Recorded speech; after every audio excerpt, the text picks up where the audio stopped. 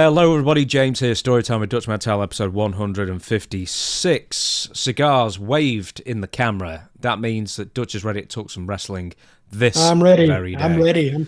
I'm kicking iced. Good. That's what Bobby Eaton used to say. I kick iced. Is there anybody more country than Bobby Eaton? No, nobody's more country than he is, and nobody's a better guy than Bobby was.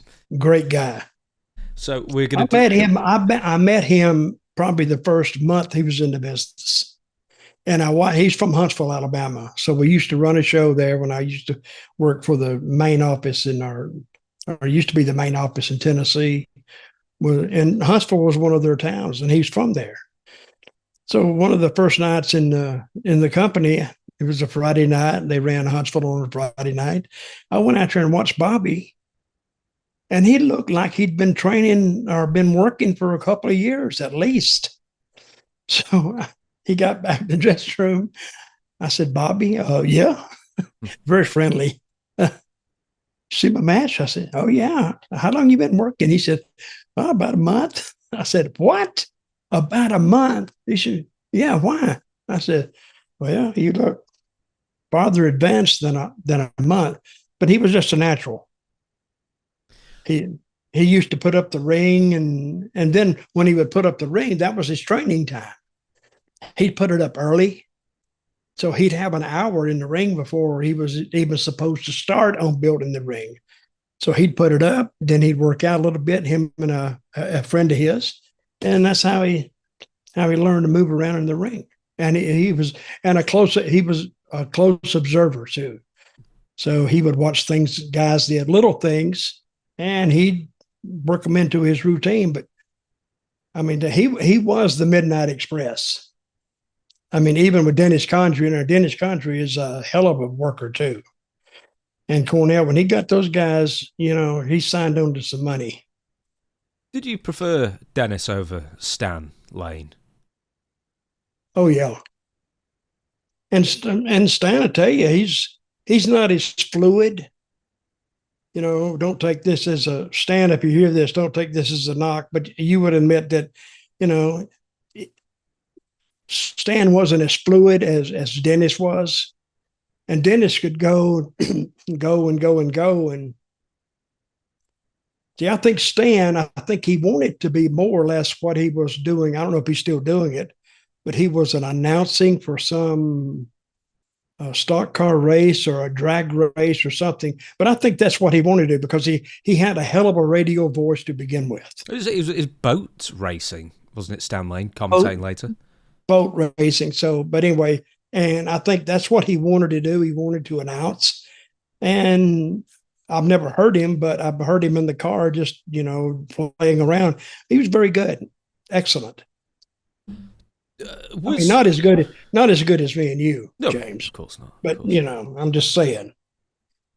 Just because we're talking about Bobby then, was his first big break, so to speak, him teaming with George Goulas, or did he do something else before he had that honour? Oh, my God. That was probably, that dug a hole about 10 feet deep. Being with George accents nobody. George did an interview about us. Oh, yeah. We reacted to it at the time. And, okay. And he bared us and this, that, and the other. But, people talk about the best wrestler, but they never go the other way. The worst wrestler. And I will still say it to this day that George Goulas is probably the worst I've ever seen. So, George, if you hear this, here's another knock. So I'm sure you get people telling you about me saying you're not too good in the ring. And even you would have to admit that, no, you're not really fluid in the ring. I mean, you could take an untrained eye and they could look at you and they say, well, he's hesitating. He didn't know what to do. So if it's obvious to an untrained person, it's obvious to somebody who's watched wrestling as much as some of these fans have watched it. I've got a random question here, because I've not always wanted to know this, but just while you were talking before, and I don't know this about, did you ever wrestle in Pensacola? Years ago, under another name. Oh, was this the Chris Gallagher name, or? No, actually, I went down there as with Ron Bass, and Ron Bass was down there before, and the Bass name in Pensacola at the time was like a bigger name, and Ron had his brother Don, and sadly to say they have both, they're not with us anymore. But I went down there and listened to this name, Dutch Bass. Wait a minute, that doesn't even fit. So we're going to call you. They didn't want to call me another name. They said, well, could he be one of your brothers or cousins or something? So I went as Dutch Bass. Brother, I didn't last there too long. Oh, man, business was terrible. And I let Ron talk me into it and went down there. And I was down there less than 2 months. I said, I can't do this. I got to go somewhere and pay my bills at least. See, that's what people they miss because they see all these WWE crowds and they see all these big pay-per-views and they say, oh, those guys must be making millions of dollars. Well, the top guys are making that. But you didn't see it when it was high school gyms and National Guard armories. And I mean, some guys did okay for the times, but nobody was getting rich back. Even the promoters weren't getting rich because they were too busy stealing money to, and one thing they protected a lot is the gate. If you ask a promoter back in those days, what's the house? Like, how much money's in the house? He said, oh, man. I said, so I would say one time, how's the house? Looks better last time. He said, oh, no, it's not. It's down. I said, down? There's more people out there. Yeah, we give away a lot of free tickets. What? So there's more people, but the crowd and the actual money gate is down. I said, okay, whatever. See, the thing about the promoters were they got first count. And when you see a house and you look at it, you say, okay, you try to judge it with something else. But he gets first count. So if your last house was, say, $10,000, this house miraculously, with more people there, fell off $2,000. It was only $8,000. Oh, okay. So, and you know how they paid off in those days, right? Yeah. I've told you this. Yeah, thirds. Yeah, it's a rule of thirds, rule of threes. Three for the house, 3 for the production of it and an office, and 3 for talent. But that 3 for talent, that was the part that went down all the time because you could just, well, I don't really have it or whatever. But I don't disagree with the promoters, but they got to stay in business too. But hey, don't ever ask a promoter what the house is because automatically you're going to get back basically a lie. They're not even going to tell you. I've seen promoters that were really, really big Christian guys, and they would never tell you the house because they didn't want to tell a lie. And they would tell a lie if they give you any kind of a figure that wasn't the exact figure. Say if the house was $9,600, if he told you it was $11,000, well, he couldn't tell you that because that would go against his religion. He told you a lie, and they wouldn't do that. To wrap it around back to Bobby Eaton again, do you want to know the earliest singles win that I can find for him was against Mike Jackson, who's still wrestling at 76 years old today, would you believe? He sure is. Yeah. Also, Mike Jackson. Go ahead. I was just going to say, there's another name here, Arvil Hutto. Do you remember Oh, him? yes. Yeah. He actually, funny you bring his name up. Arvil. I've never known anybody named Arvil and Hutto. But he's a great hand in the ring. He could. And that was who Bobby would work out with and train with, Arvil Hutto. They would put the ring up, then both of them would go in there, and all they were doing was what they saw on TV, and they perfected it. And I guess all those little independent shows, they weren't as many then as they are now, but all those little independent shows, they would work with each other. So they would have the same match in different places, but they learned to work and they learned a little bit of timing, not the stuff that he'd learned later, but the starting out stuff.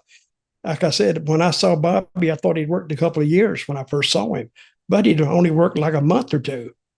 Actually working. I mean, they probably, him and Arville probably worked out, I don't know, dozens of times, but they learned the technique of how to do it and when to do it, and they learned timing, but that's where they got their experience. I didn't even do the intro, so I'll do the quick version. Dirty Dutch Mantell. You haven't even done. I know. We just. You haven't even done it. I'm warmed up now. Oh, I know. Well, right. Cool your jets, mister, just for one quick second. You know what we need to do? We should say that one day on this show, I'm going to light the cigar for Christmas, maybe. No, that's too soon. No, okay. I could get cancer. Right then, so Dirty Dutch Mantell with 2 L's at gmail.com. That's where you email for your requestings of signed books, signed WCW trading cards, signed diplomas from Dutch Mantell himself. Send an email and you'll get a price back from the Dirty Dutchman.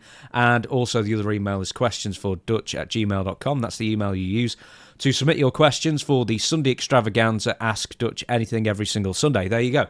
Right, okay. What is my email address? Dirty Dutch Mantell with two L's at the end at gmail.com. Very good. Right, let's get to the news. And straight away, off the top, we've got to talk about Bob Caudle. He passed away at the age of 95. Wow. So, Mid-Atlantic Gateway social media posted this. I think they made the announcement. It is with a very sad heart that I report that Bob Caudle has passed away. He was 95 years old. His son Mike wrote this morning that Bob passed away peacefully in his sleep overnight. Our thoughts, prayers, and love go out to the family. More information forthcoming. I've got a lot to talk about with Bob here, but for many fans from the 50s to even the mid-90s, if you're in the right area for Smoky Mountain, of course, he was the voice of multiple generations as far as wrestling goes. Was he one of the first commentators you heard? He was one of the first wrestling announcers that I heard. And this was back probably in the 60s. I'm not going to date myself, but I'm older than water too. You hear a voice and I'm thinking, this, even then, I was a kid. I was maybe 10, 12, something like that. But I hear Bob Caudle, the voice of the show, very smooth, very polished, never got stuck for a word, or he didn't trip over his words or anything. He was very, very good. And that's when I first started watching wrestling. And somebody asked me one time, I tell these stories, then I get off on a side story, but that's what the whole thing's about. But somebody said, "Did you really want to be a wrestler?" And I says, "Well, not really. I just kind of tripped into it because my older brother, wanted to be a wrestler. And that's where I kind of picked up the bug from him. I don't call it a bug anymore. I call it a disease now. It's an incurable disease. But and Bob Caudle was the voice of Jim Crockett Promotions, based out of Charlotte, North Carolina. And it took me years to figure, not years, but it took me a while to figure out how the country was separated and picked up by wrestling promotions. And I've said this before. I think when I started, they had like 32 or 34 different promotions in the country, Mexico and Canada, maybe more than that. But so really, if you got in the business, you had 20 years without going back to the same territory twice. Easy. Now, some of them you could make money, and some of them you couldn't. I don't know. But the ones you wanted to try to get to would be Florida.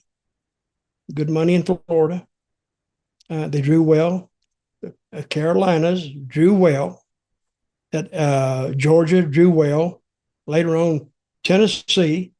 Of course, you may get screwed on your money in Tennessee, and that's what it was noted for. And Texas, and the old WWWF. Back then, it was good. California, I never heard that much about. I heard San Francisco, which was good. But for a guy from the East Coast, me going to San Francisco is like going around the world. I said, what if I go out there and all of a sudden they fire me, or I don't have any way to make money? How am I going to even get back? How could I even get gas money to get back? So, and I had a chance to go to Calgary one time, and the same thing, distance overcame me. I looked we didn't used to have Google Maps. We would actually look on an actual map. And when you lay the country out, man, that's a big map. And I said, I don't know. That's a lot of miles. If something happens, I have to get back quick. So, and that's how I finally learned how many promotions there were in the country. You had another question. No, it's just, well, we established, so Bob Caudle is going to be one of the first voices you heard. Very, very nice guy. I never heard a curse word, and that's rare in the wrestling business. I never heard a cuss word come out of that man's mouth. I never heard him say anything off center to anybody. He was always friendly. And Bob, if you saw Bob last week, he'd be the same Bob you're going to see next week. He didn't change because he made a career out of broadcasting. And I don't know where he was from originally. I think from that area, Virginia, somewhere. I don't know. I never asked him. Where's he from? Does it say? I can find out in a minute. Jim Ross said that he was a former TV newsman at WRAL-TV in Raleigh, North Carolina. So I imagine, somewhere around there.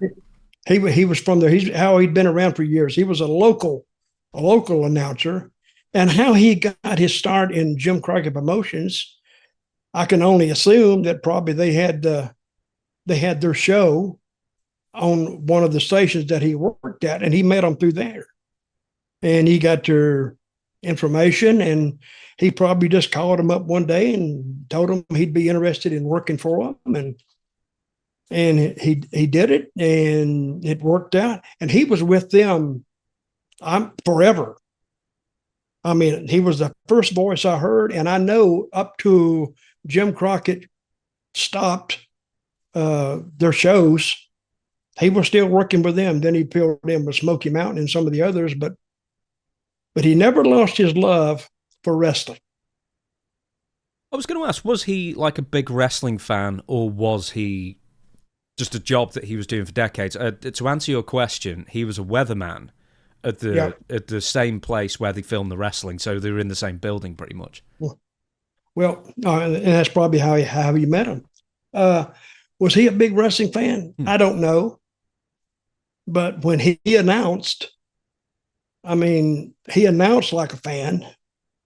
And of course, he would share the enthusiasm of, what the fans were seeing in the ring.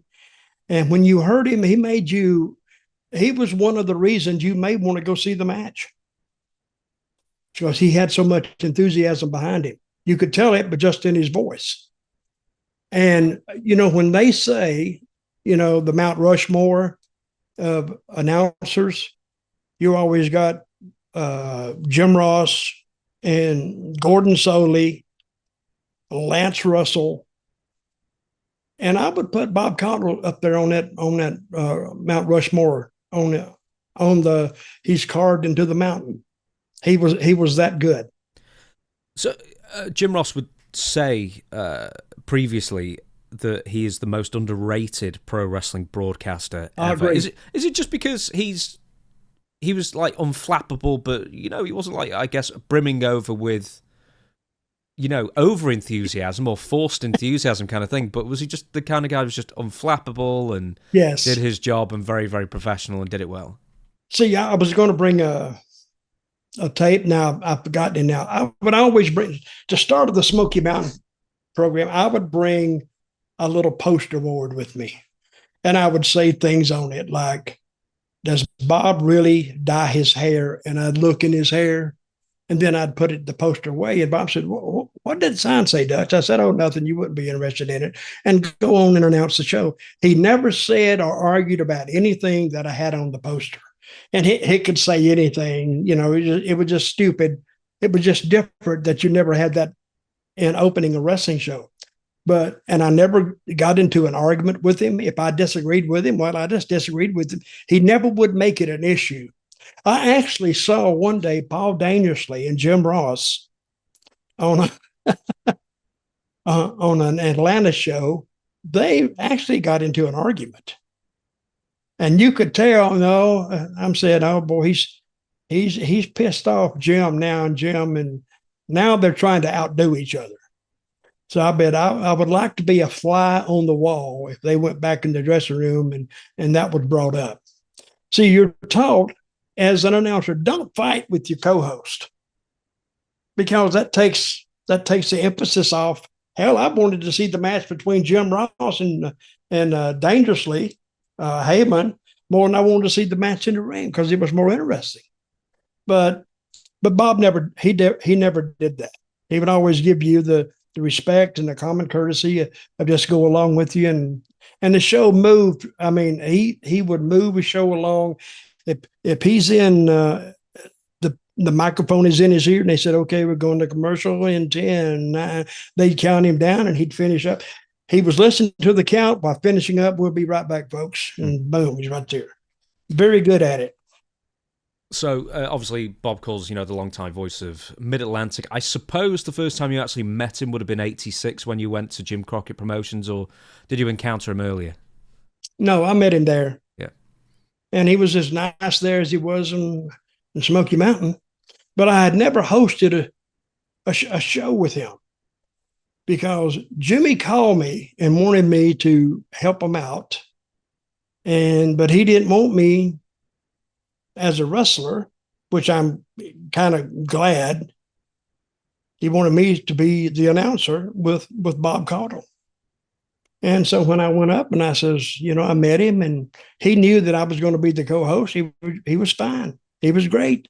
And I said, anything I should know? He said, nope, just follow the format. And guess how long we talked about the first 2 or 3 shows?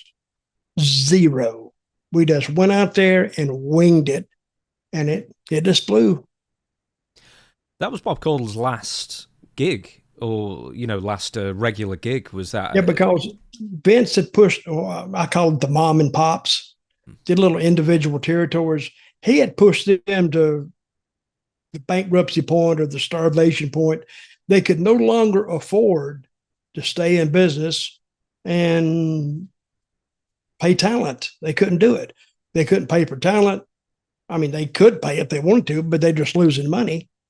Production, announcers, TV time, and all this kind of stuff. They just couldn't afford it. So, and that was Vince's whole push when he started the company, was when he put his slick production on there, the people would see what the WWF was putting out and what the smaller promotions were putting out, and it was night and day.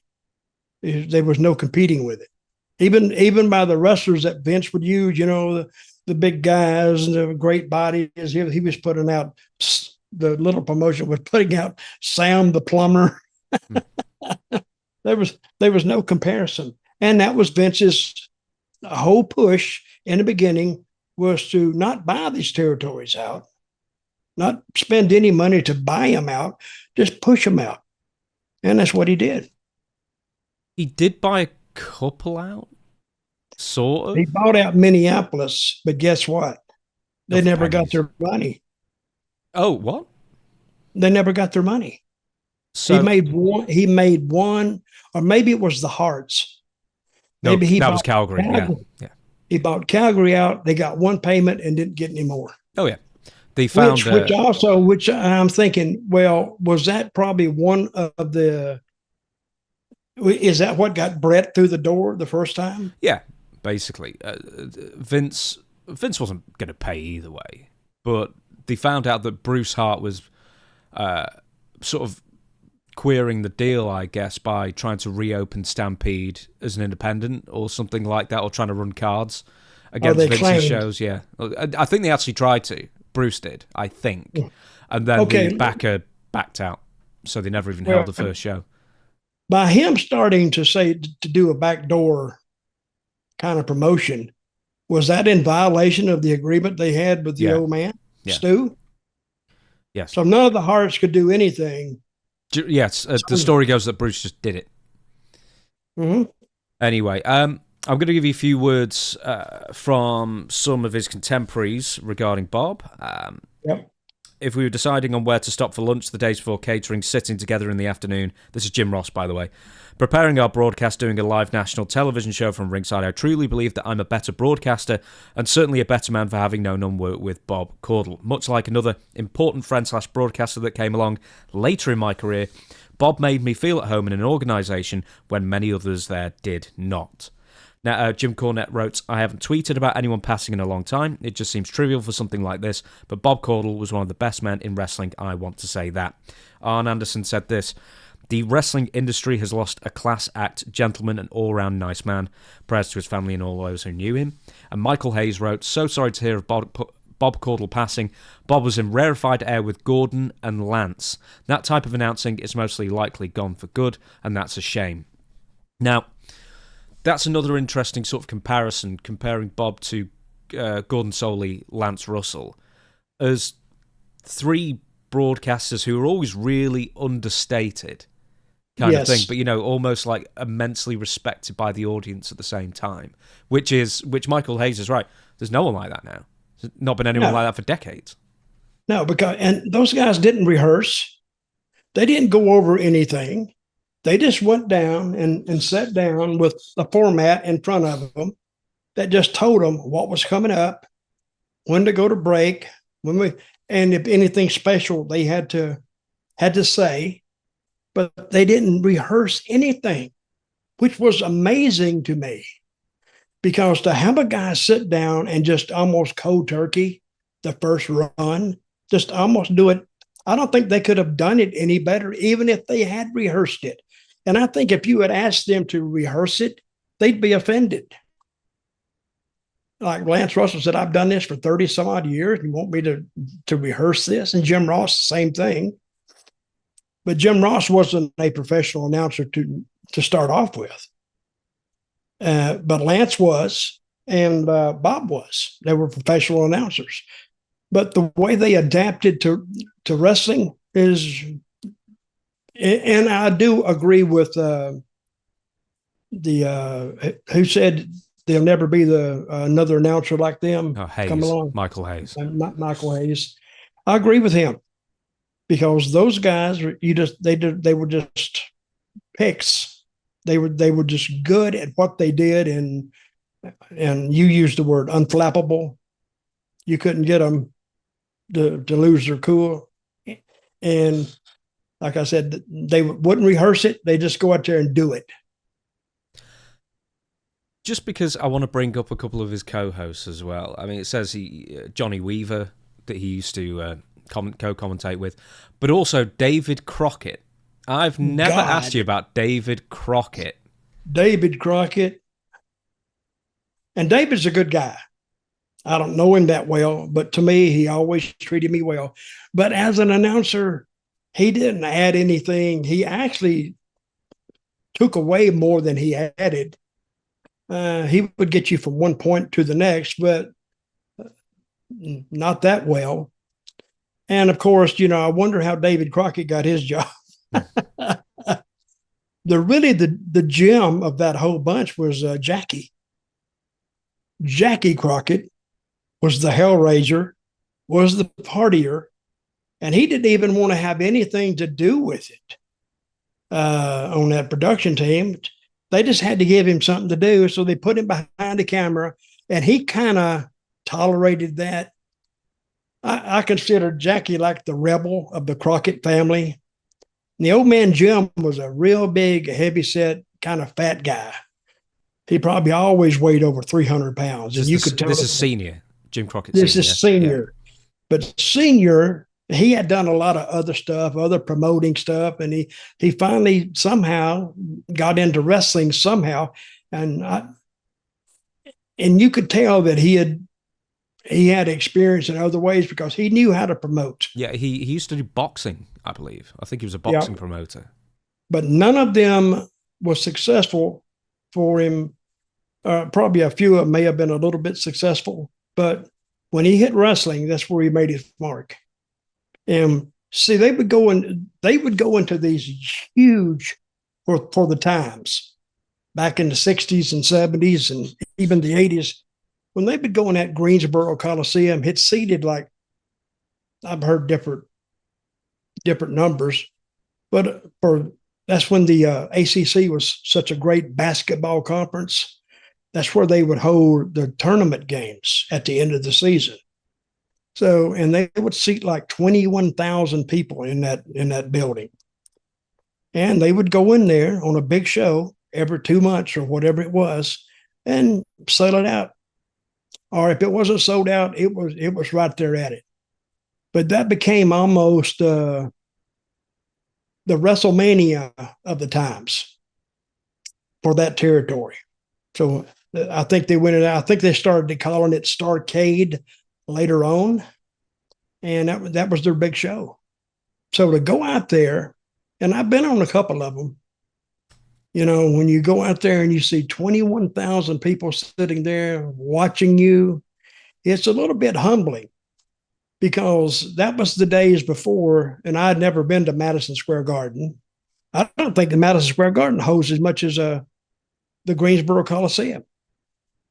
But they were loud. They were loud, and they were loud at the Garden. How big is the Boston Garden? Well, the old one. The old one. One sec. Right, okay, to hopefully answer the Greensboro Coliseum, which is now the First Horizon Coliseum, am I right? Yeah, I guess. 22,000. Wow. That's for basketball. Madison Square Garden, for concerts, 22,000. For basketball, 19,812. So you're right, Greensboro Coliseum is bigger. And the old Boston Garden, just shy of 15,000 people for basketball. So hopefully that answers your question. Okay. Are we back on now? Oh, yeah. Oh, yeah. Okay. I'm not reading all that out off air, for goodness sake. The Boston Garden in the summertime, to put 15,000 people in that building, it had no air conditioning. It was hot as hell. And who told me about the Boston Garden? First time I'd ever heard of it, really, was Kevin Sullivan. Because the guy wrote me this morning, and I was telling him back, one of the first people I met in the wrestling business was Kevin Sullivan before either one of us had ever gotten booked for an established territory. We were just two independent guys, and he was from Boston, and I was down south in South Carolina. And I'm thinking about, what's this Boston guy doing down here in South Carolina? We're sitting out drinking beer out here, sitting by a lake somewhere and talking wrestling. And he was telling me, and I think about those days sometimes, and somebody that had more experience than I did, because Kevin did, and everybody did. I think fans had more experience than I did. But he was telling me about, the garden and what kind of an atmosphere it was. And he says when the Sheik used to go to he would say the garden. Took me a while to get used to his accent, but he said it was almost an out of body experience. He said that crowd would get so worked up, and you could feel it. You could feel the tension, and you could look at people. And I think that Sheik, the original Sheik, Eddie Farhat, I think he put the fear of God in some of those people because they actually believed he was really, really a dangerous psycho, really on the loose. And when he would go in against Bruno, I said all he'd have to do was just look at Bruno, and the crowd would, just unload on him. So when you have that kind of atmosphere, and it is like a drug. I've compared this to a drug at times. When you go to the ring and the people are invested in the match, and they let you know by yelling or booing or whatever they're doing, you can feel it. Where I felt it the most one time, I was in Puerto Rico, sold out, probably 20,000 people or 18,000 people, or as many people as you could get in that building. And I'm in the middle of that ring, and when I think Carlos Colon came to the ring, I mean, you couldn't even hear yourself talk unless you knew what you were saying. You wouldn't hear it. I mean, it would rose in your own waves. And I was thinking one time, that would be a hell of a drug if you could just market that feeling sometimes that only very few people get. That the crowd, their enthusiasm or their hatred or their adoration of a performer, it rose through your body. And I've never had a drug yet to make me feel like that. But if they could take that feeling and enhance it in a drug or a pill or a capsule, I think it would outdo every other drug ever that's ever been made. What arena or what match or whatever it was, what gave you the fizz? What gave you that feeling more than any other? Would you say Puerto Rico? Puerto Rico, it was in, I don't think the building's there anymore, but it was their main big concert building, huge. And when those people, of course, Puerto Ricans are known for their boisterousness to begin with. So when they don't like you, you can tell it. And when they do like you, you can tell it. Because there's been a lot of, Greensboro was like that. I'm trying to think of some of the other places that the people were. Memphis was like that at one time. But you could tell later on when here come the WWE, the crowds would go down a little bit. And then they started going down a whole lot. Then there was nobody there, basically. The old saying in wrestling, when nobody was there, they would say, and an old timer told me this one time, you could shoot a shotgun off in the place and not hit nobody. I said, well, damn, it's pretty empty. He said, well, pretty much, son. So if you go a week like nobody's much showing up at the matches, you got to say, well, I'm dreading the check I will get this week. And it didn't disappoint either. Because it would be very, very low. And a lot of guys would get so mad. And promoters finally got used to this. Guys leaving without a notice. They just leave. You said, help, he can't pay me more than that, or even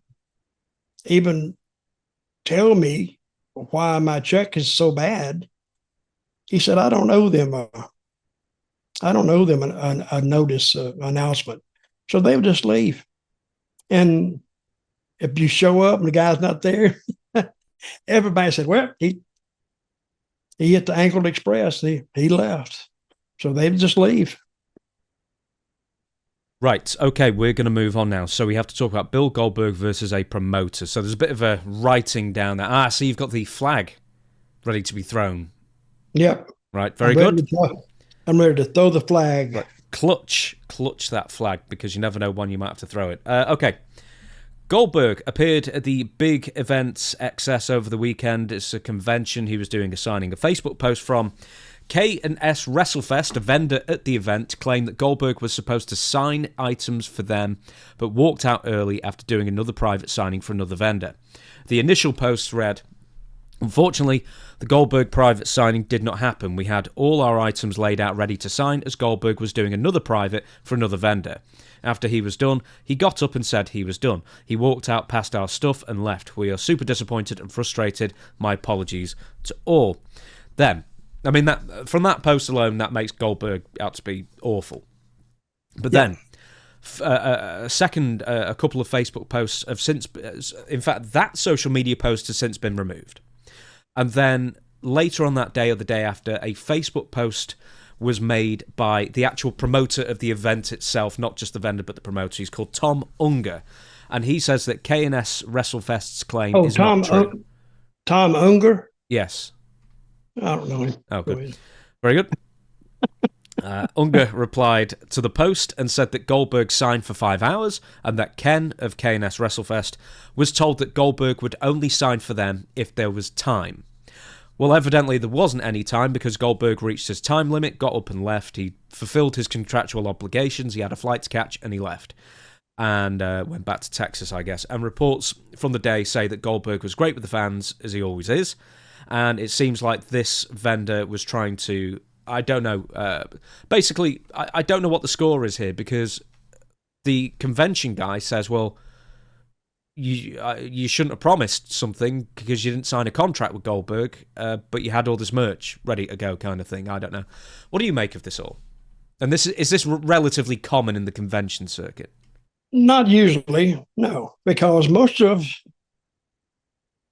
the guys who sponsor wrestlers coming in, they either know the wrestler really well, or they sign something that says, "Oh, you will be here." Because what happened, I think, and I know the K&S people, and I think that Ken may have made a mistake. And I don't know if he talked to Goldberg personally or just through an agent or how they got to, he will appear if he's got time. Now, I'm sure there were some people who bought some Goldberg merchandise and was expecting him to sign it at the table when they were there. Yeah, I should clarify something, Dutch. This wasn't like a public... There was a public signing initially, 4.5 or 5 hours, whatever it was. And then this, where the issue arose, is that this was a private signing in a back room with just the merchandise. So I don't know if this stuff was pre-ordered. I don't know if fans had paid in advance for this stuff, and then it was going to be shipped out to them. I don't know that. But what I do know is it wasn't... Goldberg didn't just stand up and storm out in front of a load of fans. I know that for a fact. This is a back stage. That's what they make it sound like, because it's like, smash wrestling. Oh, this happened. He shouldn't have done that, or he did this and he wasn't supposed to. But and I hate they had a miscalculation on it. But again, it's pro wrestling, and sometimes you have to expect stuff like that. I hope that he may have made, if anybody did spend any money, they got their money refunded, and hopefully things can carry on. So the third-party vendor, once again, this is K&S, didn't allegedly have a contract signed with Goldberg, and then Goldberg reached his pre-agreed hours and left, and obviously the promoter of the event himself was going to be the priority, not a third-party vendor who was trying to tack on to the end, I guess. Once again, I think he signed the deal. Goldberg signed the deal with the initial promoter for X number of dollars. That was fulfilled, and Goldberg honored the obligation and appeared 5 hours. But that time, and I'm sure he had a line even at that time, I think he probably got as many in as he could, because some of those signings that I've appeared at, they do have long lines, because a lot of these guys have fans that, they come from a couple hundred miles away, drive in. So for those that did that and didn't get anything for their efforts, sorry, but that's just the way the cookie crumbles sometimes. But what did K&S say about it?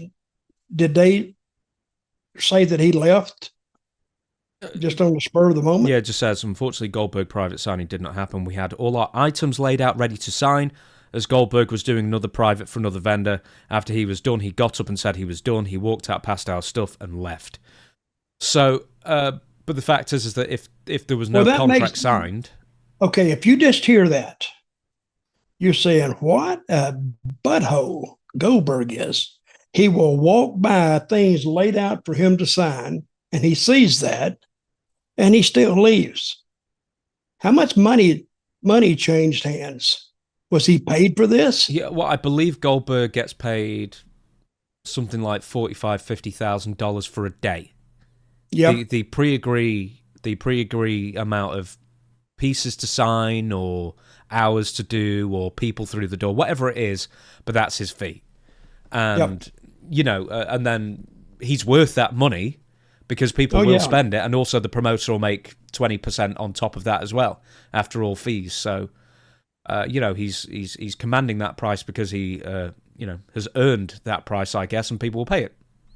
Yep. Well, he has earned the price. Yeah, but people also know who he is. But also, I think some people are arguing, and I think it's a stupid argument, that, well, if you're making $50,000, what is it to you to sign a few more items or whatever it might be? And it was like, no, that's not how it works. It's like you pre-agreed a price, he fulfilled the obligation.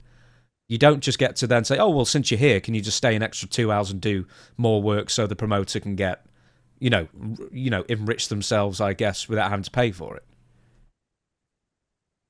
Well, you must have had that, Dutch. You must have had that as well over the years. You pre-agree something, and then all of a sudden, towards the end, it's like, hey, well, since you're here, why don't you just do this while you're here? And Absolutely.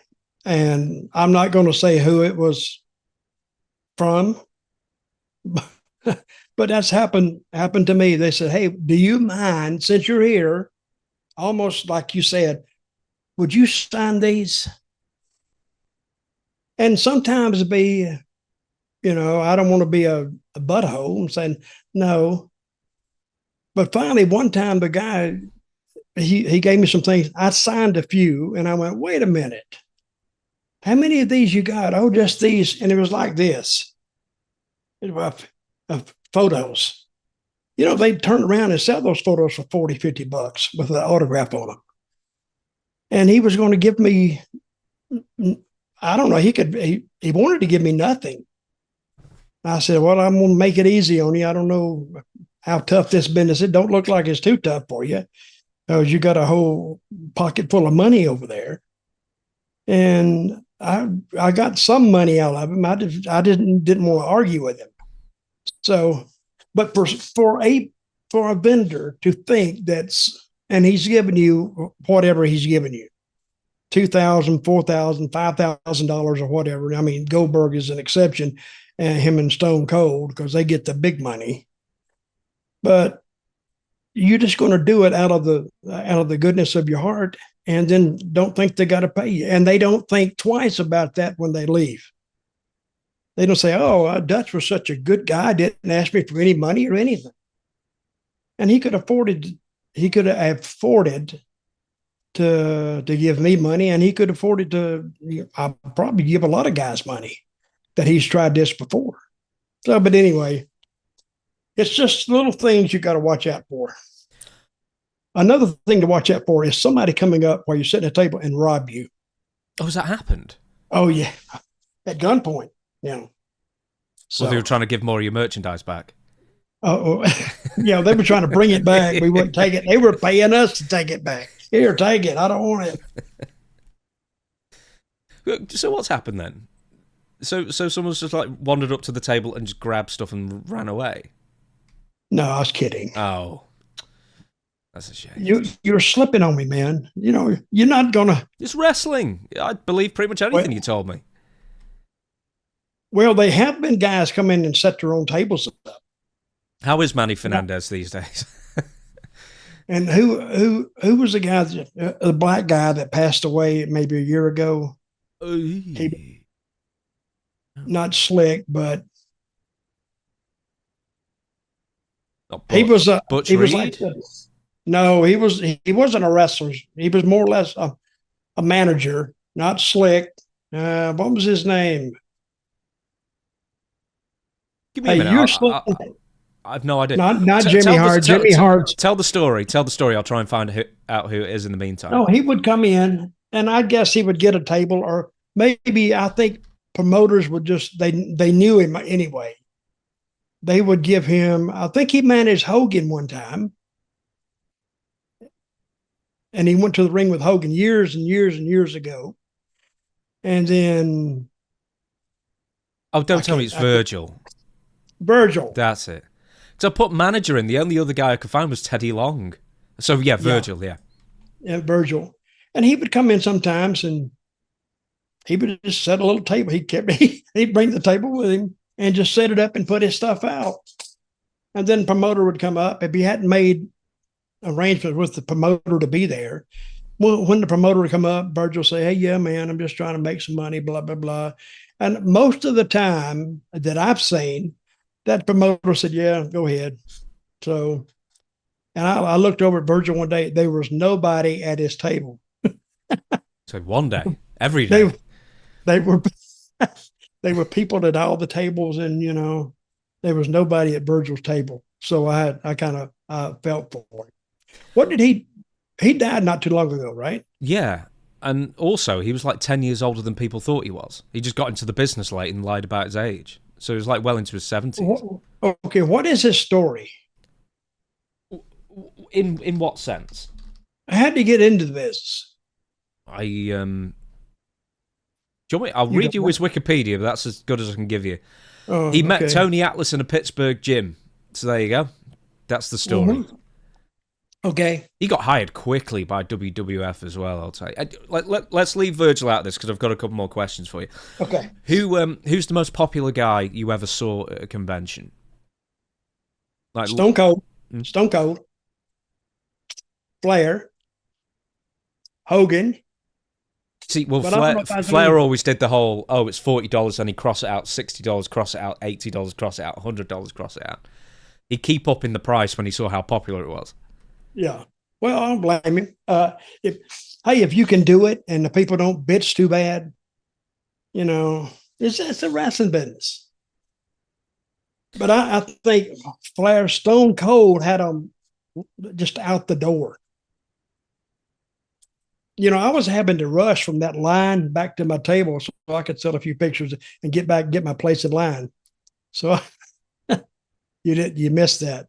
I did miss that. I'm sorry. Say it again. I said, I had a hard time trying to work my table and stay and keep my place in the line too. For God's sake. But yeah, when the big stars come in, you could tell. And sometimes the line would snake around in front of your table. And actually what would happen sometimes was their lines were so long because they were so popular, the people that wanted to come to your table was having to step through people to get there.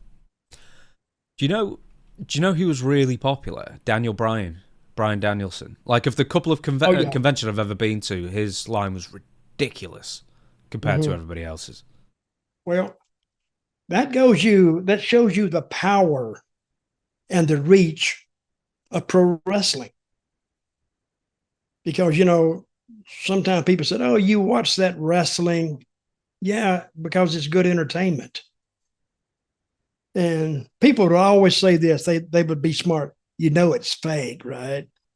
Oh, I feel like if I had just been a straight up fan, I would look at them and I said, if you say that one more time,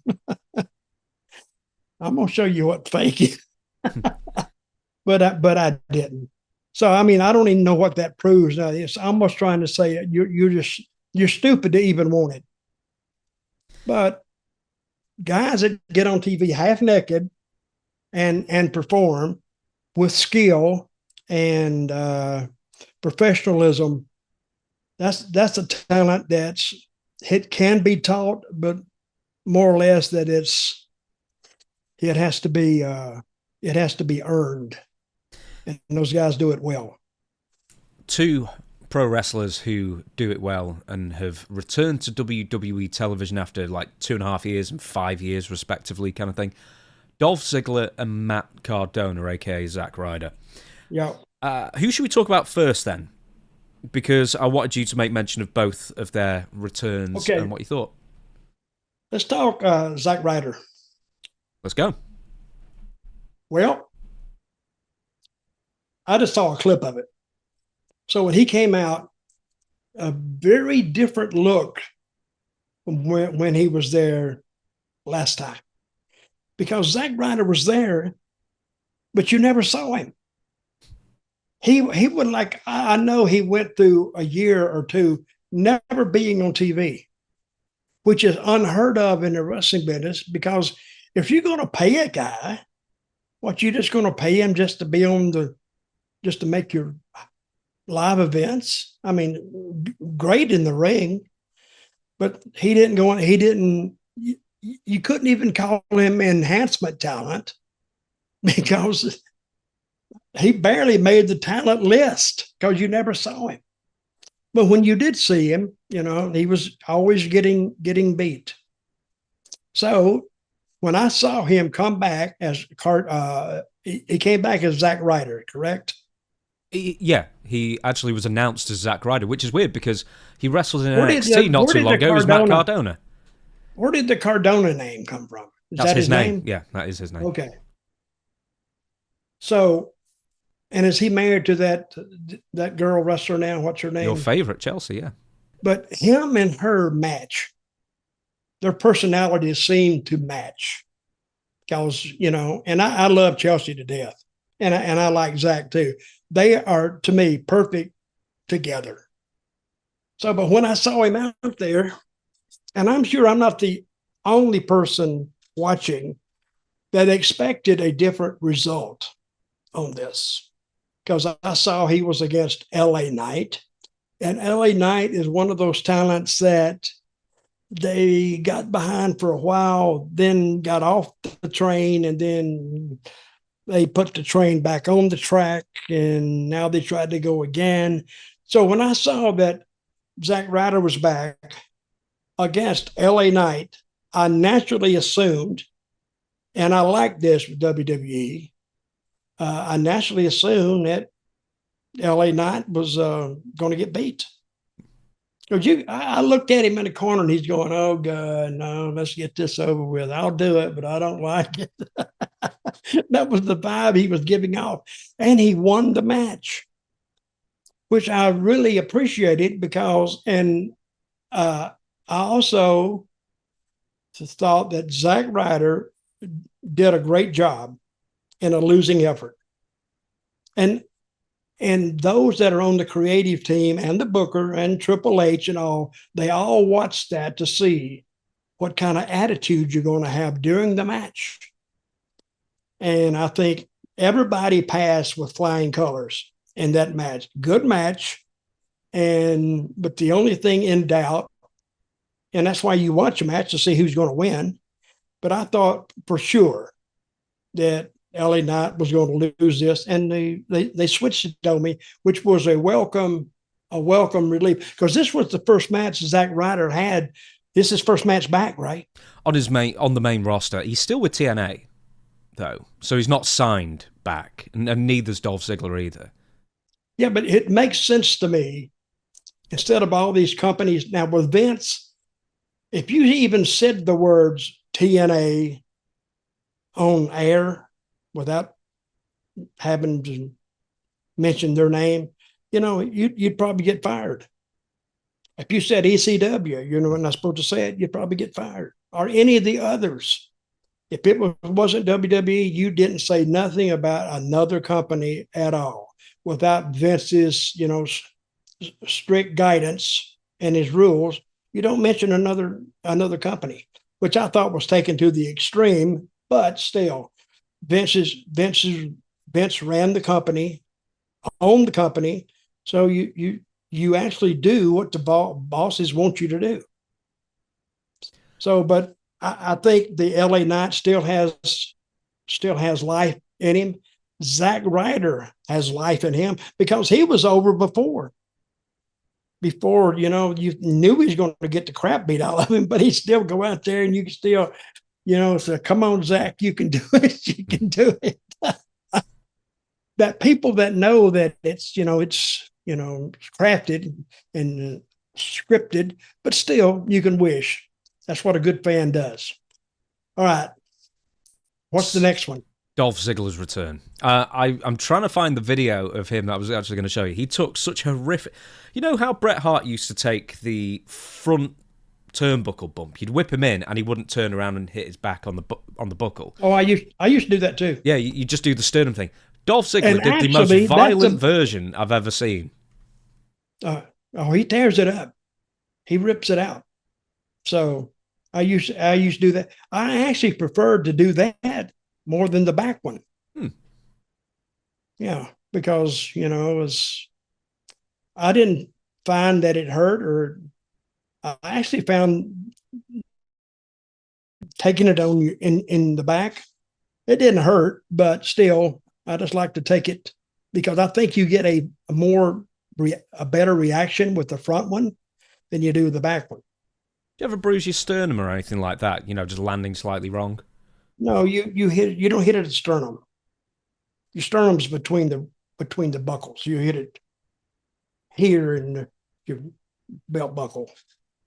I found the video. Give me 1 second. I'm just going to show you 1 sec. So here we go. I think the volume's down.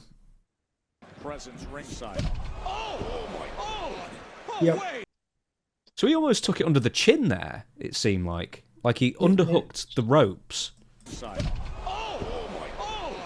Yeah, he took it, and one shoulder was leaning into it too. But it's how. See, I always try to hit it like straight on and spread it out. But Dolph, he kind of leaned the shoulder into it. It's however the performer wants it.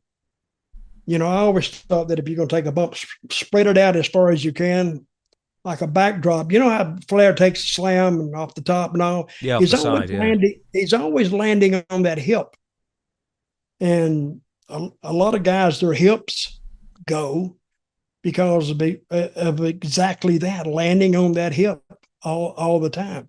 Yeah, but he did that specifically after the plane crash. He found it because he broke his back, and he ended up just taking all his bumps on his side as well instead.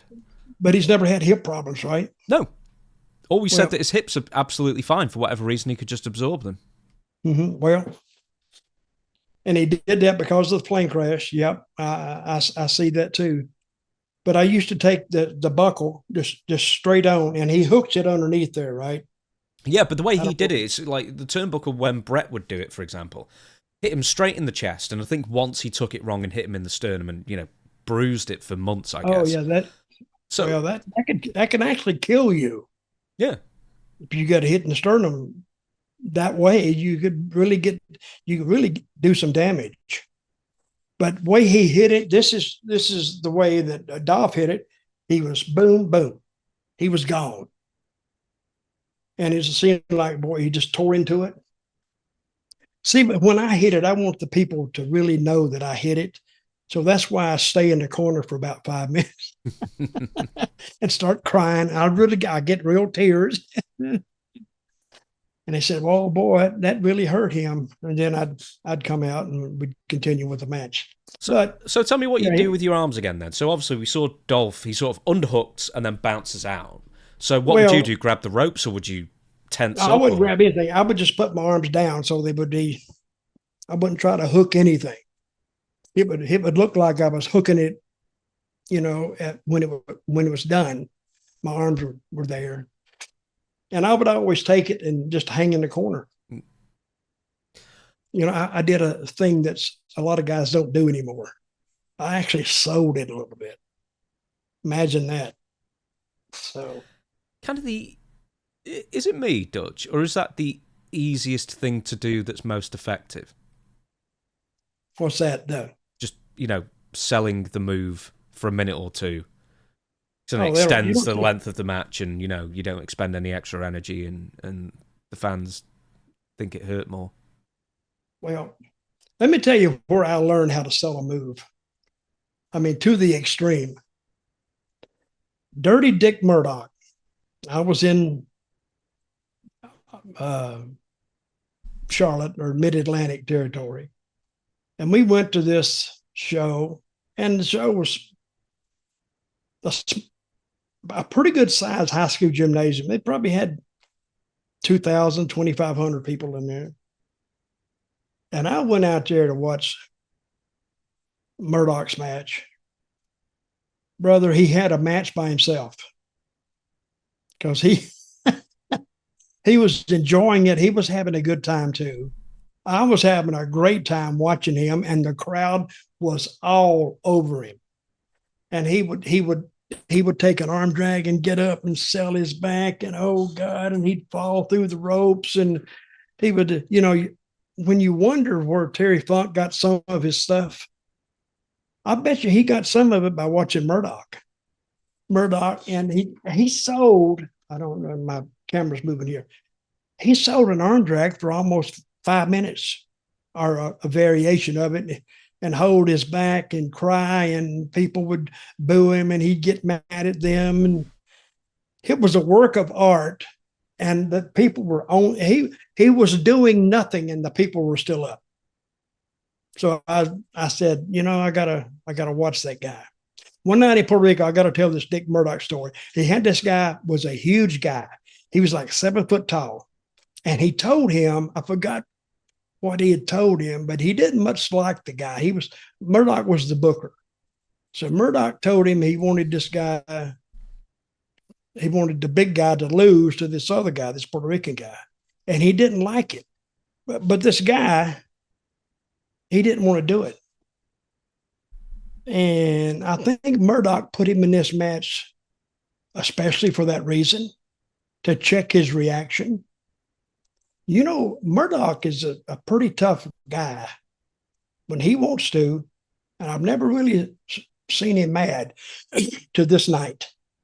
So I'm standing in the back, and I'm watching the match, and the Giant's not really selling anything and playing with the guy. And finally, come time for the finish, and Murdoch hit that ring, and I went, wait a minute, Murdoch was a main eventer. This guy was like in the second match, or, he was an undercard guy. Murdoch beat the living crap out of him.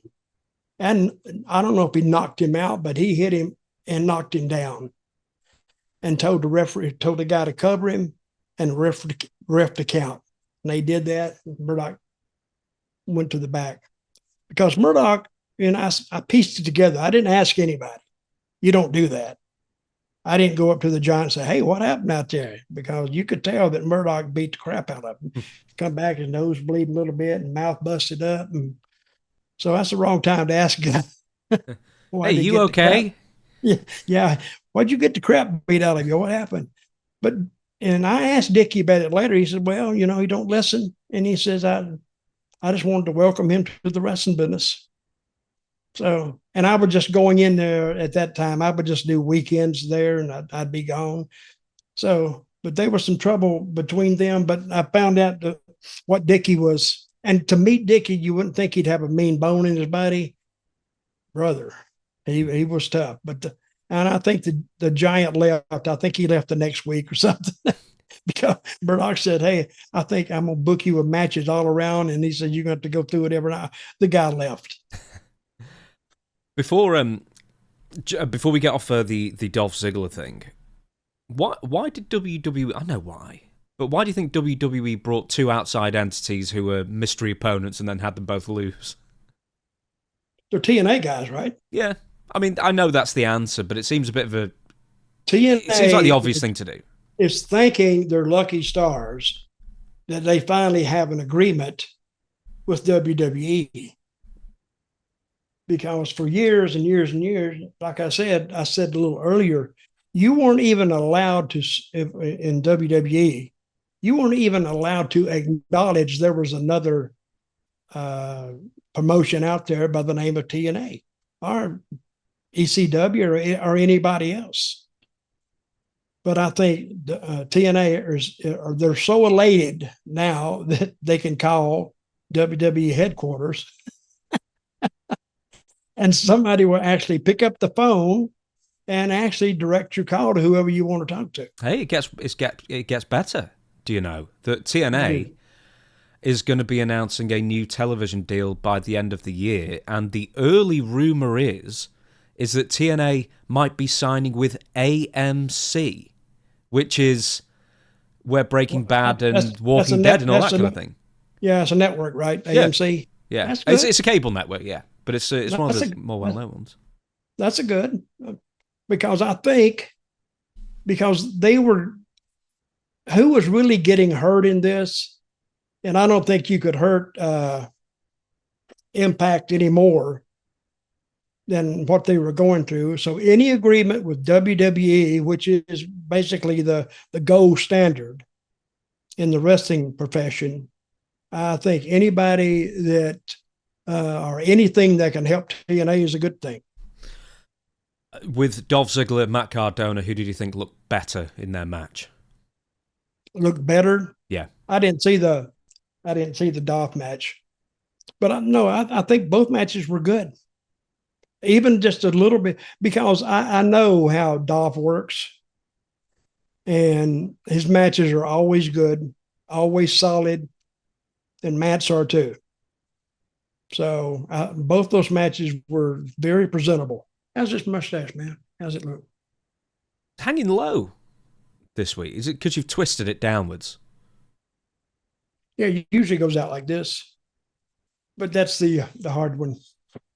That's the hard way to do it. Do you blow dry? Do I blow dry? Yeah, do you have to blow dry the mustache? Yeah, to fluff it up a bit. I have, but unless you put the gel on it, it won't do this. It'll go all kind of ways. Hey, a mustache, and guys with mustaches will tell you this, it has a mind of its own. It's going to do what it wants to do, and you want it to do something else. And they say, no, not today. Not doing it. So no way to understand that. We shall move on. Someone who's never had a mustache, and if he did have a mustache, he would look like Hook. He looked like Dustin Hoffman in Hook. And that's Ric Flair. So, WWE Hall of Famer Ric Flair and Ricky Steamboat were advertised for AEW Dynamite on November 12th. However, only Ricky Steamboat showed up. It turned out that the plan was going to be those two would turn up, FTR would attack them, try and pile drive, and then Bro Dido would save them. You know, just the usual stuff kind of thing. Anyway, so Ricky Steamboat... Who's the guy saving them? Bandido and Brody King. Oh, they call him Bro Dido. Yes, they do. So, well, I know. Anyway, so Steamboat went out on his own. Flair was advertised, didn't make it. He turned up earlier, before the show aired, and gave a very quick wave to the crowd, said thank you, and left. And the reason is because he's recently torn his rotator cuff. And he took his arm out the sling and then, said a quick hello. And basically, he just said he was in so much pain he couldn't make it and then just had to go home. And a video surfaced recently. Did you see? I sent it you. Did you see it about Ric Flair in the airport? No, I didn't see that. I didn't see it. Okay, then just one sec. Right, so Dutch, you've just seen the video of Ric Flair going through the airport. I mean, I don't think it's particularly fair for somebody to film him in an airport when he doesn't know what's going. He doesn't know he's being filmed, and then. But he's looking rough at the moment. It doesn't help a rotator cuff injury as well. But goodness me, I wish he'd stay home more. Well, he's done this all his life. It's hard to stay home after you. Not for me, but I was going to say, did you find that? What, stay at home? Yeah. Hell, I like stay home. Sometimes my bills come due and I have to get up and do something. No, you don't. You just sit there and you just stay in your home and do this podcast. Yeah, that's what I basically do. Flair, I mean, somebody that sees him, they got to say, man, he don't look like, he's moving awfully slow. And he looks like he should go straight to a bed and lay down. So, but it is what it is. So, Ric Flair went on Twitter, I think yesterday or the day before as we record this. He apologised for having to leave AEW Dynamite early, revealing a rotator cuff injury as the reasons. Here's the quote. I want to apologise to everyone for having to leave the show last Wednesday due to my rotator cuff injury. I appreciate Tony Khan giving me the opportunity to be on the show. It was a nice catch up with all the great talent and Ricky Steamboat. I look forward to being invited again after I have my shoulder healed up. I will be back and running. I'm wondering, did he go and just get the payday? So, right, I'm off now. Bye. like as quickly as he could. But well, I think he showed up. This is what I think, and Tony Khan's not blind, and he saw how Flair was moving. And I thought, and I think if he made this decision, he probably made a good one. But he says, why don't we not have you go out there? Because Steamboat can still move around a little bit, But if he was trying to get in, as slowly, he would have to go up the steps and then go to the ropes. And then he has a bad arm. So somebody would have to help hold a rope for him to get in. Just the visual of that, saying this he'll never have another match again. You can't. I mean, nobody could have a match with him. He was threatening, wasn't he? Again, like he wanted to have another last match ever, like probably early this year or last year. In the same breath that he had 2 heart attacks in the last one. I think he's played that hand already. But see, there is no last match in wrestling. I think who just had a going away party Goldberg match, and that was okay because he can still go a little bit. He didn't like the finish of it. I don't blame him, but they did the right thing with Goldberg. They actually had him lose,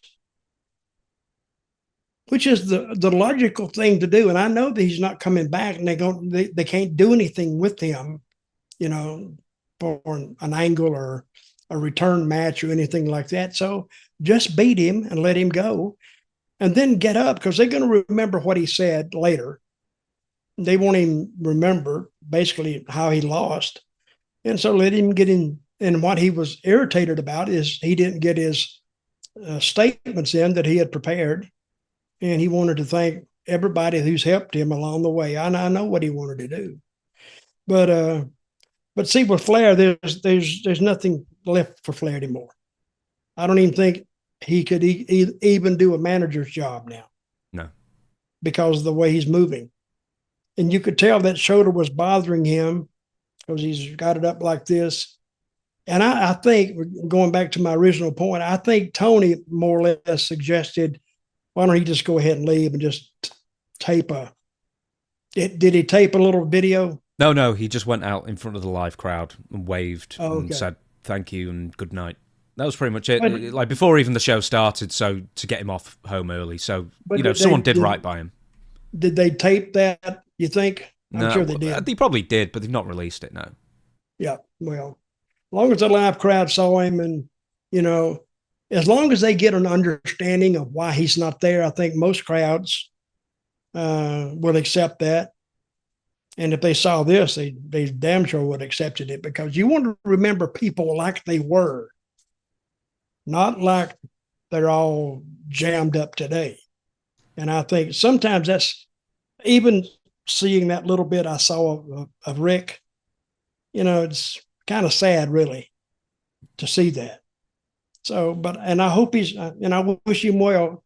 He got mad at us about a year or two ago. So he actually called me up and said he was going to beat the crap out of you. He was going to figure for you all the way back to Manchester. That's what do you mean all the way back? I'm here. Not a long distance. But if you'd have went anywhere in the States, he was going to do it then and then send you back. That's what he was going to do. Yeah, that's fair enough then. It's fine. He's never tapped anyone out with a damn figure 4. Or maybe 2. Has he ever beaten anybody with the figure 4? Yeah, the only person I can remember he did was MVP. And it's because MVP insisted on tapping out to it. Really? Yeah. This was just before he did the Shawn Michaels retirement match at WrestleMania. I seem to remember it's like the Royal Rumble a couple of months before, and he won with the figure 4. Okay. Right then, as I wheeze into the microphone, excuse me. Right, Frankie Kazarian wins the TNA World Title. So they kind of did a weird build, actually, beforehand with Mike Santana. They did like a months-long build to him finally winning the title, and then in his first title defense, he loses it. So it's just kind of a bit of a weird thing, I guess, leading up to it. But Frankie Kazarian... actually, just before we get to that, there was a bit of controversy as well about this, because Tommy Dreamer, I think, or whoever it might have been in TNA. I know that Don Callis was accusing Tommy Dreamer. Was accused of feeding... Don Callis is there. No, he's with AEW. Oh, okay. He was with TNA a few years ago now. So he doesn't like Dreamer? He probably loves Dreamer, and that's why he's burying him.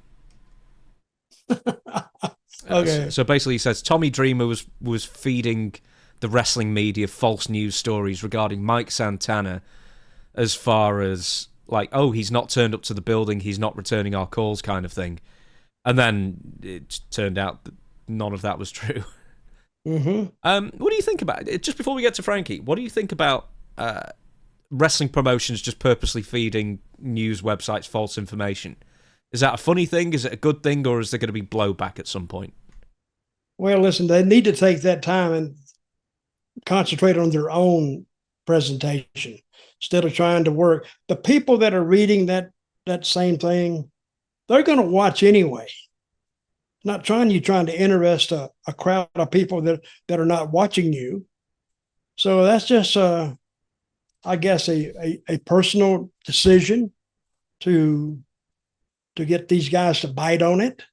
And they bit on it, I guess, from what I hear. But that's almost playing with yourself and your neighbors, and you put a toy out there, and the guy thinks he's got it, and all of a sudden you remove it back. It's useless, really. I don't know what that proves. So, new TNA World Champion Frankie Kazarian has reacted to his massive victory. So, following a 4-week hiatus after Bound for Glory 2025, he said the following. Anyway, in a video posted to his social media, Frankie said, "All you sitting at home on your dumpy asses, sending me nothing but hatred, posting on social media about how angry you are, about how sad you are, I ask, please give me more. I bathe in your tears. Be angry with me. Be very angry with me. You know what? Get used to it, because the king has his crown. Frankie Kazarian is the TNA World Champion, and I'm going to be for a bathe in long your time." tears. A lot of tears. No kidding. Or a small bath. That's one or the other. Now, I wonder who wrote that or who came up with that. Probably Frankie, I imagine.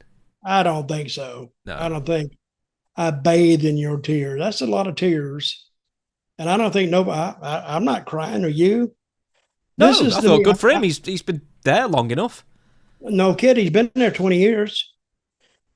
But I think 20 years along the way, actually read the writing on the wall. Now, I don't think they got any big plans for Kazarian. I think he's going to have a short run, but I don't think he's going to draw any money. I don't even think it's an angle. It's not a bad angle, but I think the personnel kind of hurts the angle in its own right. Because Frankie Kazarian as the world champion, I don't think it rings any bells, or it makes anybody want to rush down to buy a ticket or watch a pay-per-view. I just don't see it. They'd almost be better just taking a new guy and giving him a push and putting it on him then. I think you get a better return off of it. It's just because Frankie has been just somewhere in the mid card for just so many years in the company, and also AEW, Ring of Honor, that kind of thing. He's 48 now, so he's looking very good for his age. But the thing of being in these other companies, they didn't do anything with him then either. See? So he's forever stamped, and it has nothing to do with his working ability. He's very good in the ring. It's like somebody is very good playing a guitar, but he's not a star. He's just a backup guitarist. So that's what basically Frankie has been. No reflection on him whatsoever. But some careers go that way, and he's not the only one. They've had thousands more, or at least hundreds and hundreds of more. But I don't know what their plan is for that. And I'm agreeing with you. Why put it on? What's his name? Santana? Mike Santana, yeah. Why put it on him if you're going to take it off that way? And that was like So what he did was like a money in the bank thing. He cashed it in. They were building up to it for a long time with Mike Santana. It's just a weird situation. Then I think it was a three-way or whatever it was. It was a multi-person match. Frankie wins. I wanted to ask you this, actually, because I guess you would have met Frankie first in TNA. Yes. But was he always a good talent? Because he was just such a stalwart there. Always, yeah. Very good guy. And, he works. So you can tell about a guy, when you will tell a lot as a booker. You can tell a lot about a guy when you don't have plans for him to go over in a match. If he's going down, you watch him then and see how he performs. If he does okay then, he's fine. But a lot of guys, they find out they're losing, they won't exert themselves in a match. And you can tell that right off the bat. But he was not like that. He would go out there and he would put a guy over just like he would expect another guy to put him over. And that's what you do. We all need each other. So, but he was a good guy then. He's still a good guy. And the only thing that interests me about the match with Frankie being the champion is where they're going to go with it. And can they really do something to the Frankie to get him over that hump? He's like a sticking point now, and he can't get over the hump. And if he gets over this one, then he's got another one. So the game never ends. Do you remember when he went to WWE in 2005? He basically went for 6 months and then came back. Yeah, because he actually asked for his release because they weren't going to do anything. He was a cruiserweight. They weren't going to do anything with the division. So he said, well, I might as well just go back to TNA, I guess. And then he was sort of in the ether, in the Indies for a year. And then we brought him back. And so he left with no heat anyway. I mean, he left on good terms. He came back on good terms, which is kind of a rarity in this business. more and more as time goes on. But he was accepted back, and guess what we did with him different when he came back? Nothing. You put him with serotonin with Raven, I guess. So tried to give him a bit more of a character. Serotonin. What was it? What was that? Was that a gimmick or what? Yeah. It was another one of Raven's harebrained ideas, I guess. No, that's where it had to come from. So Raven had some good ideas, but if you could separate them. Right, so we'll move on. Sorry, I was just looking at a list of names. And I was thinking, who that? I know Senshi as a name, and it's one of Loki's various names, by the way. So he was Senshi in TNA, and then he was Caval in WWE, and then he's Loki everywhere else. You ever met Loki? No. I'm good. I'm fine. He's different. I'll say that. Nice guy, but he's different. We'll move on from one bald wrestler to another bald wrestler. Steve Austin's advice. So, he recently talked about how WWE, the current programming is very, very different from today. From when he was on top, of course. And how it would make it difficult to use the same techniques to get someone over as he was. Now, he mentioned that putting in the hard work and getting fans invested is one way to go, but he also said the ultimate thing for an entertainer to do was to ensure their audience forgot all about their personal problems when they tuned in to watch someone wrestle. So here's what he said. It's on Dale Earnhardt's podcast, I guess, Junior. Yeah. When I got hot, I pushed the envelope, and I was saying words you could still say on television. I wasn't dropping F-bombs. I knew what I could get away with. The deal was I wasn't afraid to push the envelope. I wasn't afraid to go out on a limb. So I did, and I knew I had to. And it was in me, and it was nothing I had to. Hey, this is a crazy idea. When you turn me up to 11, that's me. And like I said, growing up in South Texas, just talking that trash. So to answer your question, I had no restrictor plate on me. It's a way more friendly setting currently, and there's a lot more control on television than when back in my day. Steve Austin also talks about some other stuff, including the Brian Pillman gun thing. But Steve Austin's advice there kind of has no basis in 2025, because we've seen very occasionally people go off script and they almost to a person get punished for it. So how does one get over in this day and age? Because you can't take a chance for the most part. Well, for those, but I think in Steve's case, I think Steve had a inkling that they were going to get behind him. I'm sure he's all of a sudden they just didn't walk up to him at TV one day and they said, "Hey, Vince likes you, so we're going to go with you." Vince had to have some meetings with him before.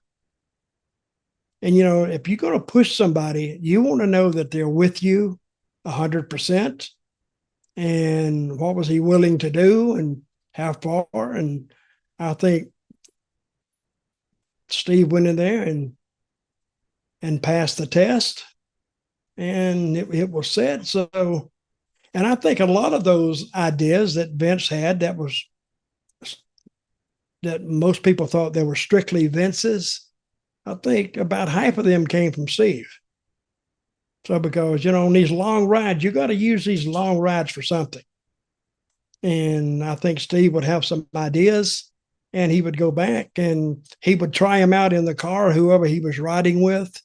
And when he would get some ideas there, then he would take it to Vince, and Vince would say, "I think I like this and I like this and like this." And he would present it to creative, and then they would come up with it. So it was a conglomeration of different ideas put through the head guy Vince, and then it came out on TV. Well, with Steve specifically, when he was becoming stone cold around that time, he said that the Vince McMahon or whoever was in the WWF doing the editing was actually cutting out a lot of his rhetoric, a lot of what he was saying on interviews. And he said, but the cameraman's laughing, the producer's laughing, everyone's into it, and then you're cutting out the best stuff I'm doing. So how can I work here or whatever with you working against me? And I think he went straight to Vince, and Vince went, "Oh, okay, then I'll see into it." Then the next time they stopped editing him and just let him be himself. And that's pushing the envelope, because he pushed against the main guy holding his interview back. And he didn't just go out there and say, "Hey, the editor's taking it out." And then, but Vince would say, "Well, I'm telling the editor what to do. So really the question should go to me." And so Stone Cold just cut that out and went straight to Vince with it. He said, and like you said, you're cutting out my best stuff. Because he knew, and he's talking about that South Texas stuff. Yeah, they got a certain way of talking down there. And it's like any regional, like sometimes you say something and other people may not understand it, but the people in South Texas understand it. And when put on a main stage, everybody understood it. Stone Cold was just a totally different character. And the thing with Stone Cold, there's never been a character like him coming up that way, or certainly not seen on national TV. And he was the first one. And as of yet, nobody has actually come close to him. And that's why he was over. How would you, or what advice would you give someone? Let's say they're already with WWE, they're somewhere in the mid-card, and they want to ascend to the next level. Could you give them advice that would work in this day and age to get noticed? I could give them advice. I don't know if it'd work, but see, it's not just one guy giving advice. He's got to get advice from a lot of places. He's got to get advice from creative, mainly. He's got to sell it to creative. See, but just because you have an idea doesn't mean that, and hey, it may work. But yet you got to run it by creative. You got to run it by, or used to run it by Vince. Now he's got to run it by, Triple H, and he's got to run it by TKO, and you got to run it by a lot of people, and get all them to sign off on it before they can go with it. Because creative is not going to do anything that Triple H or TKO don't want them to do, because they might be able to do it one time, but it's not up to them to decide. They're not in the decision business. The creative, they just come up with the idea, then they get the top guys to sign off on it, then they can go. We shall move on. A couple more things, then we'll shut down the show. Ozzy Osbourne versus Andre the Giant. Yep. So this is from WrestleZone. Ozzy Osbourne wrote a new book before he passed away at the age of 76. This is a few months ago in July. What would be a good headline is he wrote a book after he passed away. It shows some talent. I think. Right. Who's done that? The book titled Last Rites was published posthumously, and one passage featured Osbourne speaking about his relationship with Motorhead frontman Lenny Kilmister, who had his own reputation for drinking and partying, of course, Dutch. So Osbourne said Lemmy was the one guy I just could not keep up with, and then he named Andre the Giant as the only other person who could outdrink him. Said, it was nuts. I couldn't do it. Lemmy was the one guy I could not keep up with, and I didn't even want to try. It was a catastrophic level of partying, Osbourne wrote. Actually, there was one other guy I couldn't keep up with, Andre the Giant, but that was different. If you've ever seen The Princess Bride, he's the guy who played the 7'4" character Fezzik. I met Andre when I did an appearance with the British Bulldogs wrestling team at WrestleMania a few years after Blizzard of Oz. Andre had a condition known as acromegaly, I believe where you basically don't stop growing. He wasn't just tall, he was also heavy, 500 pounds or something like that. The guy would drink whole jugs of vodka and cranberry, and while he was sitting there, waiting for him to be made, he'd get through a six-pack of beer. The guy was physically incapable of getting drunk. Now, that's not true, because we've heard stories where he actually was drunk. There's a story out there that he once drank 16 bottles of plum wine during a 4-hour bus ride. Then he got off and did 3 wrestling matches. 60? 16. Oh, 16. Yeah. 16's enough. How big is it, though? I don't know, regular... You don't do metric, so like we'd say 70 centilitre bottle of wine, so... It's like a pint and a bit. Okay. No, because it would be 100 centilitres in a litre, so not quite enough. If you want to do it in a litre, call it about 13 litres of wine. In American language. Call it about 13, oh, hang on, 13 litres. So why don't you call it about 21 pints of wine? Damn. That's a lot. Yeah. Then he went and wrestled. How are you as a drinker? I can have a couple. You then after a couple, how do you get? I get sick before I get drunk. I can't drink very much. I can't either. Well, you used to have a 6-pack after the matches, didn't you? In the old days? Yeah, we did. But when I drank a 6-pack, I would get sick too sometimes. And actually, getting sick is more embarrassing than not even finishing it. Boy, you ride with some of those guys, they'd knock it down. Boom, boom, boom. But I couldn't do it. I was a wussy. Did you try? I tried a few times, but I learned that I just couldn't stay with them. So, on that basis, I guess, I mean, it's celebrated, I guess, that Andre is the greatest drinker of all time. There are numerous articles. That's what I've always heard. Have you ever seen Andre drunk? Well, imagine 500 pounds leaning on you drunk and playing with you. He would slap at you a little bit. A little love tap, but Andre knocked most people out. He just played around. But he hit, I don't know if I was in a battle royal with him one time. He hit one guy so hard. I think he'd been drinking, by the way. He knocked him through the ropes and the guy didn't touch the ropes. He just went straight through and the guy hit the floor. And boy, and you heard that pop. I made it a mental note right then. I says, I might need to stay away from Andre tonight. So it was over the top rope. So I eliminated myself. I just went up, can't do it. And I just got out. And the people, Andre is, compared to most people, even wrestlers, he's just huge.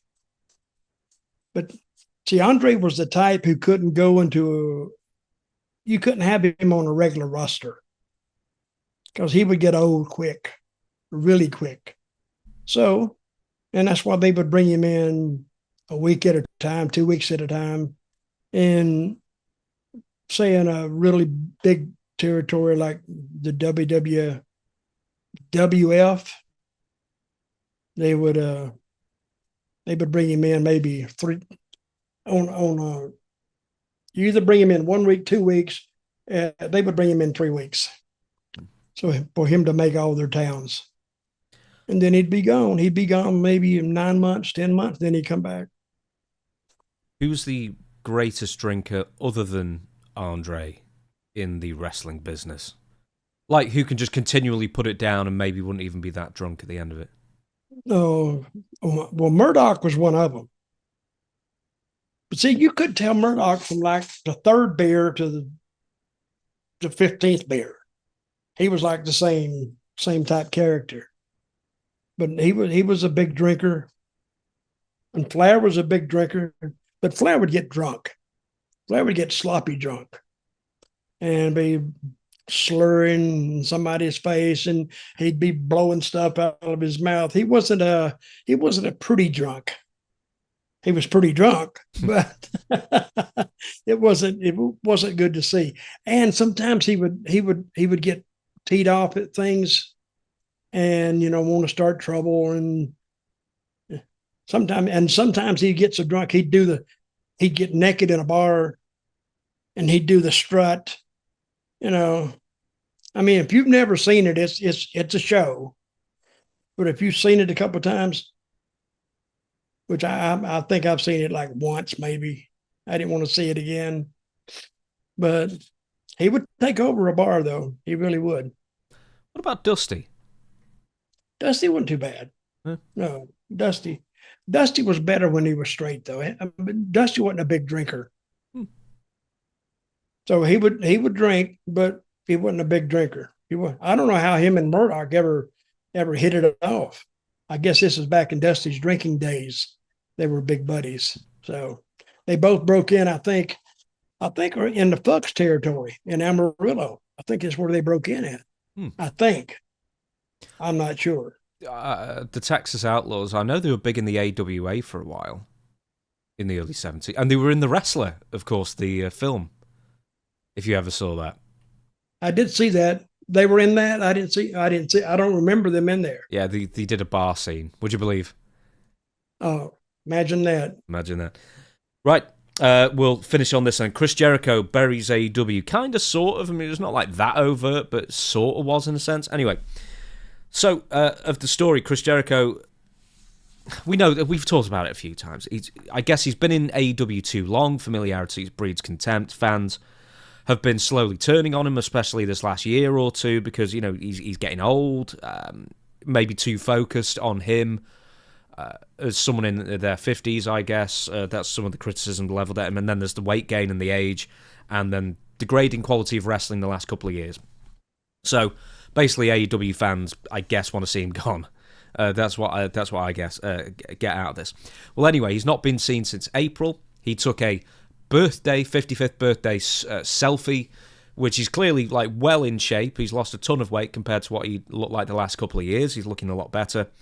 And then that was already because he's not been seen in AEW since April. His contract's running up at the end of the year, and that was fueling theories that he was going to go to WWE. And then on his podcast, Talk is Jericho, not too long ago with the Dudley Boys, he was saying the following. He was talking to the Dudley Boys about their last match with the Hardy Boys, and that was the tables match that we watched, in fact, at Bound for Glory. Anyway, this is what Jericho said. He said that crowd at Bound for Glory looked huge.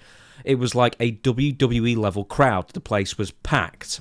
And then he goes on to say, I was watching this and not saying anything out of school here, but comparing it to watching AEW Dynamite when they were at the ECW arena, which looked like a Tony Condello taping. Sorry, it did. What does that mean? Tony Condello was a guy who was working in the absolute tundra of Canada.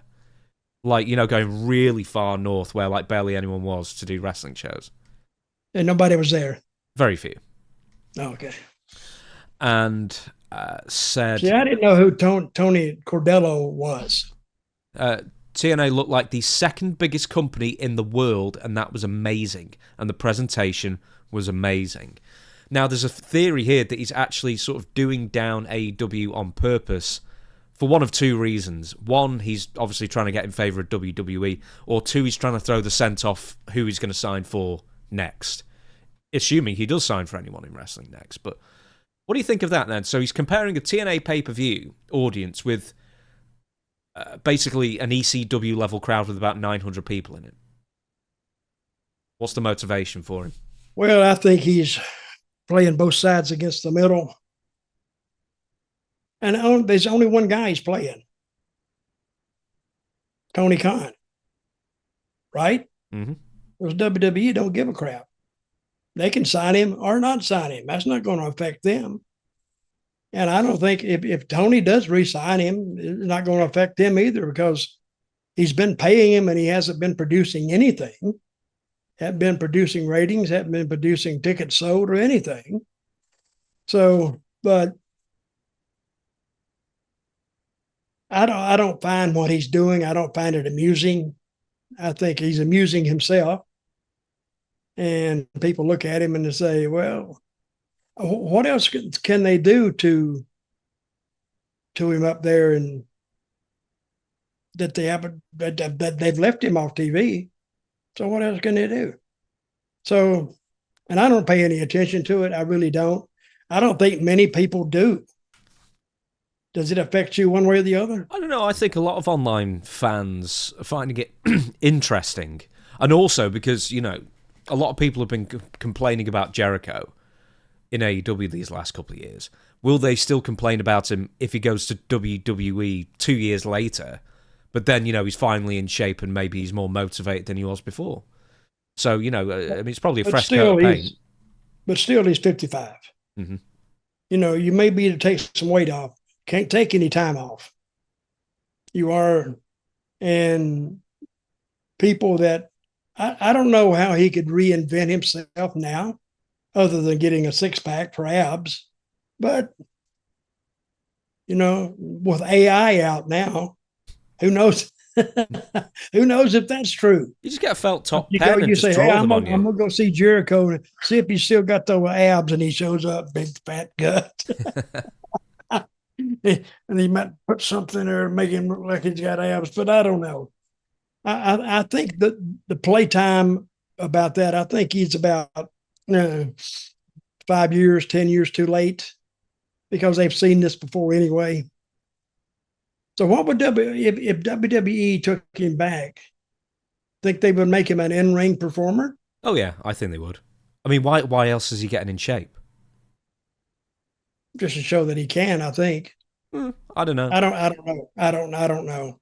Okay, I'll give you this Eric Bischoff quote. Here's the fun thing about Chris Jericho. I've been watching the prequel to all this for about a year and a half. I've seen this train coming. Chris is constantly playing chess, in my opinion. I kind of think I see what he's doing, and I think he's brilliant.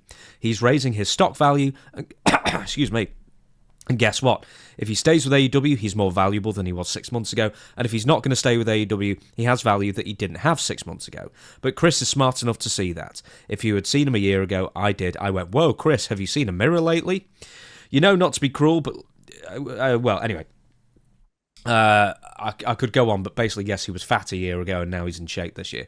But yeah, I mean, if nothing else, he is probably increasing his value. Or do you not see it that way? Do you just see it a bit tiresome? No, I see it the second way. It's old hat, because he's playing, and I don't know how many people enjoying the story. Probably he is. And Tony Khan, I'm sure he's kind of set on what he's going to do.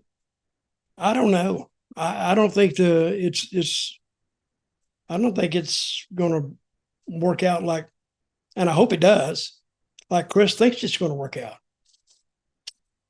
It's like you're courting the same girl, but now she's 60 years old. Could be a high school sweetheart. You never know. It could be. Right. On that message of absolute apathy towards Chris Jericho, we are going to thank you very much, and we're going to close down the show. Once again, Dirty Dutch Mantell with 2 L's at gmail.com. For signed merchandise, send Dutch an email and negotiate a price with stuff, books, WCW trading cards, diplomas, etc. Christmas is around the corner, don't forget that. And the other email is, of course, questionsfordutch@gmail.com to submit your question for a future episode of Ask Dutch Anything that is out every single Sunday. So, everybody out there, including you, Dutch, we will see you Sunday. We, the people. We the people. See you then.